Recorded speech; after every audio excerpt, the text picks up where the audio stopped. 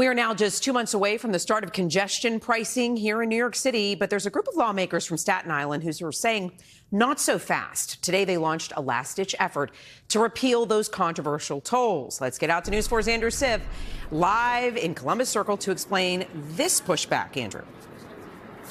Right, Natalie. You know, the infrastructure for congestion pricing is already part of the streetscape in Manhattan, where I'm standing just north of 60th Street. Take a look just above Broadway. This is the 108th and final electronic license plate toll gantry. It is connected, ready to start charging you a toll 2 months from today, unless opponents block it.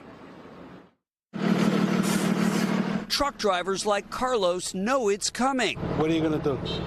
Can't do anything about it. He's talking, of course, about congestion pricing. Cars entering Manhattan south of 61st Street face a toll of $15. Trucks between $24 and $36 starting June 15th. The only exemptions, school buses, commuter buses, and essential government vehicles.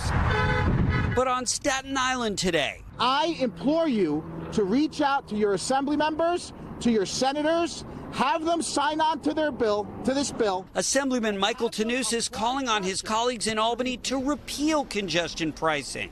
Some national Republicans think opposition is growing. I guarantee more than half the Democrats from New York City will tell you that they're opposed. They're just afraid to say it publicly. I have the lawn chair still out in front of my apartment building for any congestion denier to come and see what rush hour is like in Hell's Kitchen every day. Transit President Rich Davey reminding opponents the projected $15 billion congestion revenue would pay for construction projects like revamped subway stations. Not to mention elevators, which are still needed at hundreds of stations. Today, transit officials even showed off new electric vans for disabled riders who've testified they're tired of getting stuck in traffic. One of the difficulties we have is that our trips are long. While those supporting repeal, skeptical tolls will pay for what the MTA promises. But transit officials say a future order of these vehicles dependent on congestion pricing. If they have better ideas on how to make investments like these, I'm sure they don't.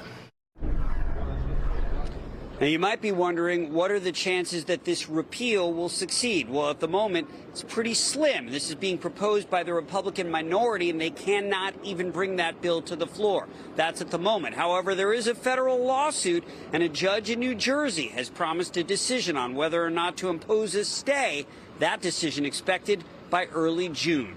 We're live in Columbus Circle. Andrew Siff, News 4 New York.